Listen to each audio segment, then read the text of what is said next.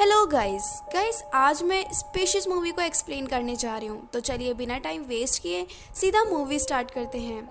पिछले 30 सालों में इस दुनिया के सबसे शक्तिशाली रेडियो टेलीस्कोप ने हमें एलियन होने का संकेत दिया और इस प्रोजेक्ट को नाम दिया search for extra terrestrial intelligence. Movie के शुरू में हम यूएस की गवर्नमेंट लेबोरेटरी को देखते हैं। उसके अंदर एक छोटी लड़की एक ग्लास चैम्बर में बंद होती है। उसका नाम सिल है। चैम्बर के बाहर बहुत सारे साइंटिस्ट होते हैं। उसे देखकर लगता है जैसे वहाँ कोई एक्सपेरिमेंट चल रहा हो।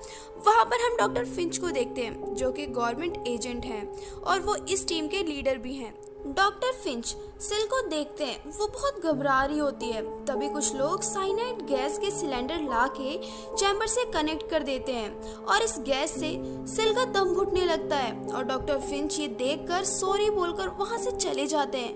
पूरे चैम्बर में गैस भर जाती है और सिल चैम्बर के ग्लास को अपने हाथ से तोड़कर वहां से भाग जाती है।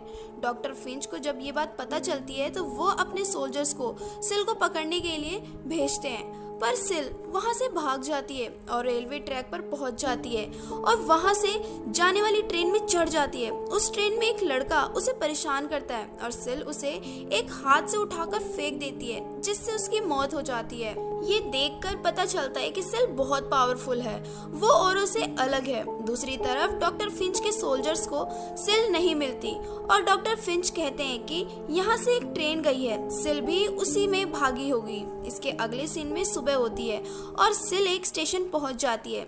सिल वहां उतरकर एक शॉप में जाती है और वहां से किसी का बैग उठाकर दूसरी ट्रेन में चली जाती है। उस ट्रेन में सिल कुछ पैसे और खाने का सामान चुराती है और एक कैबिन में बैठ जाती है। सिल खाना खाने लगती है और चॉकलेट खाने के बाद सिल की बॉडी में कुछ मूवमेंट होने लगते हैं जिससे उससे पेन भी होता है। उसे देखने से ऐसा लगता है जैसे उसकी बॉडी में से स्नैक निकल रहे हो। देखते ही देखते वो एक कुकून बन जाती है। तभी हम देखते हैं कि डॉक्टर फिंच उस ट्रेन पर पहुंच जाते हैं जिससे सिल भागी थी। वहां से उन्हें उस लड़की की डेड बॉडी मिलती है जिसे सिल ने मारा था। डॉक्टर फिंच को पता चलता है कि उसे सिल ने मारा है। डॉक्टर फिंच अब अपनी एक टीम बनाने का सोचते हैं। तभी दूसरी तरफ एक फीमेल कंडक्टर उस कुकून को देख लेती है। तभी उस कुकून में से एक हाथ निकलता है और उस फीमेल कंडक्टर को मार देता है और उस कुकून में से एक लड़की निकलती है जो एडल्ट सील होती है। वो उस कंडक्टर के कपड़े पहनकर लॉस एंजलिस स्टेशन पर उतर जाती है।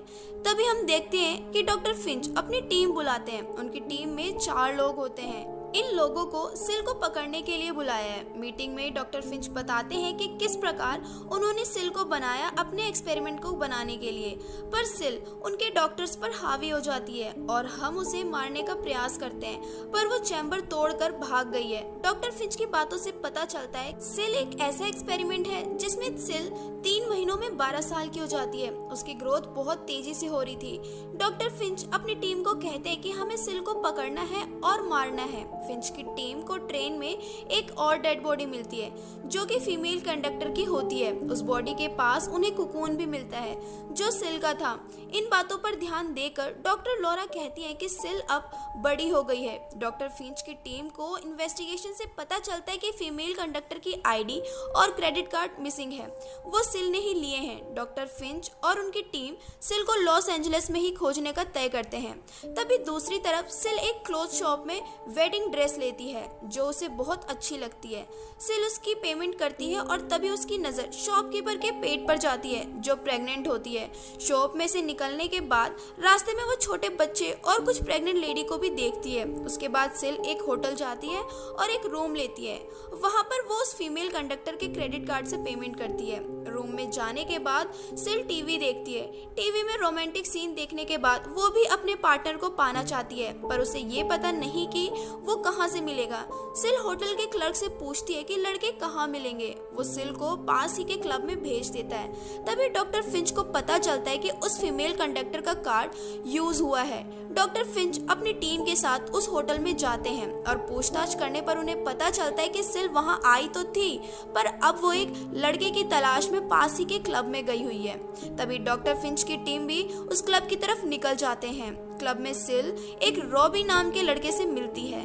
रॉबी जब सिल को अपनी कार से घर ले जा रहा होता है तभी डॉक्टर फिंच और उनकी टीम वहां आ जाती है, पर सिल वहां से निकल जाती है। डॉक्टर फिंच की टीम को ये पता चलता है कि सिल एक रॉबी नाम के लड़के के साथ गई है।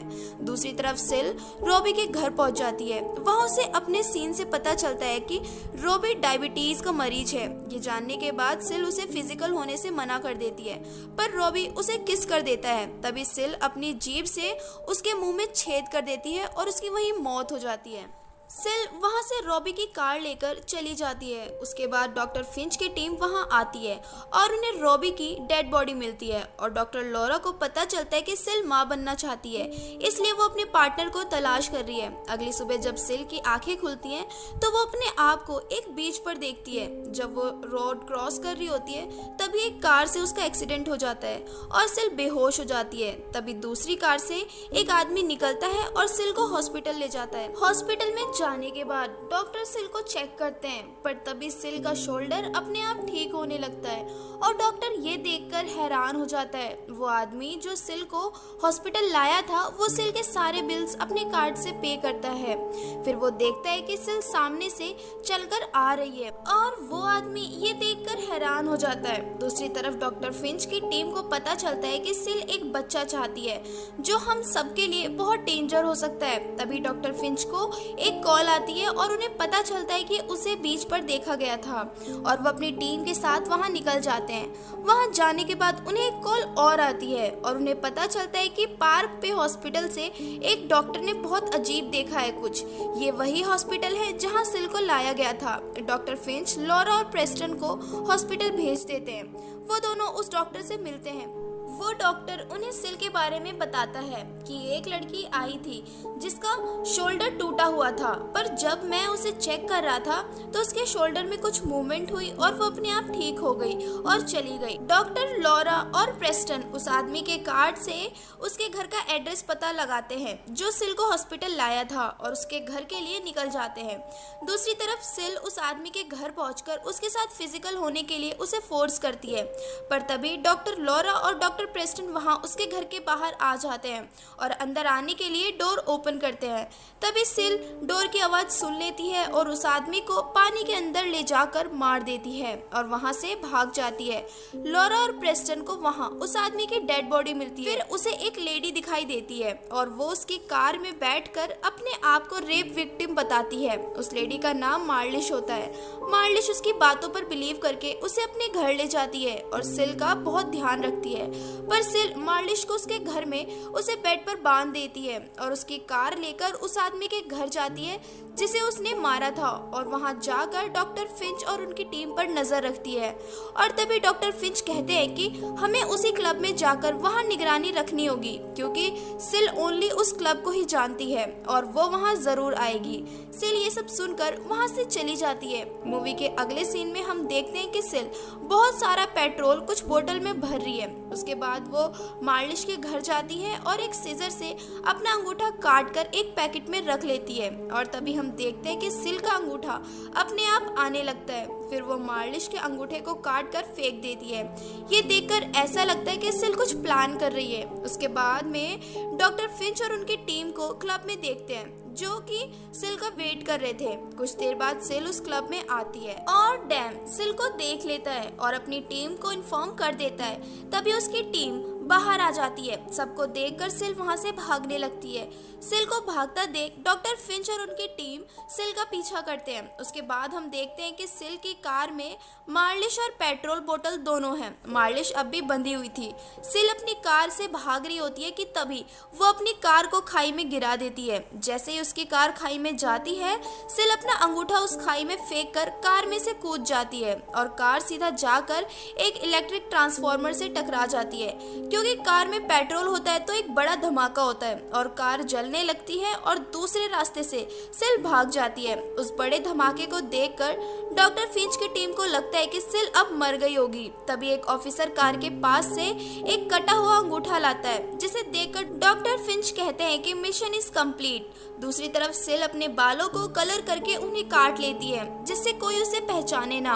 मूवी के अगले सीन में हम देखते हैं कि डॉक्टर फिंच की टीम मिशन कंप्लीट होने की खुशी में पार्टी कर रहे होते हैं। तभी वहाँ सिल आ जाती है, पर उसके बदले रूप को कोई भी पहचान नहीं पाता। उसके बाद सिल एक फीमेल हाउसकीपर से एक की चुराती है और उस रूम में चली जाती है जिसकी वो की होती है, पर वो रूम डॉक्टर स्टेफन का होता है। और कुछ देर बाद ही वो अपने रूम में आते हैं और सिल को देखकर कहते हैं तुम कौन हो। सिल कुछ नहीं कहती और डॉक्टर स्टेफन के साथ फिजिकल हो जाती है।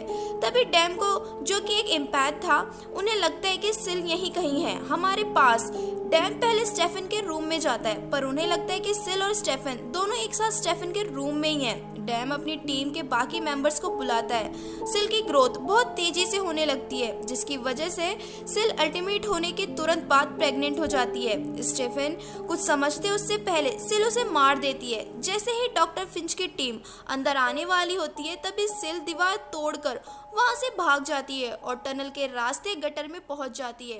डॉक्टर फिंच की टीम भी उसके पीछे पीछे चली जाती है और दो टीम में डिवाइड हो जाते हैं और उसे सर्च करने में लग जाते हैं। अलग होने के बाद सिल फिंच पर अटैक करती है और उसे मार देती है।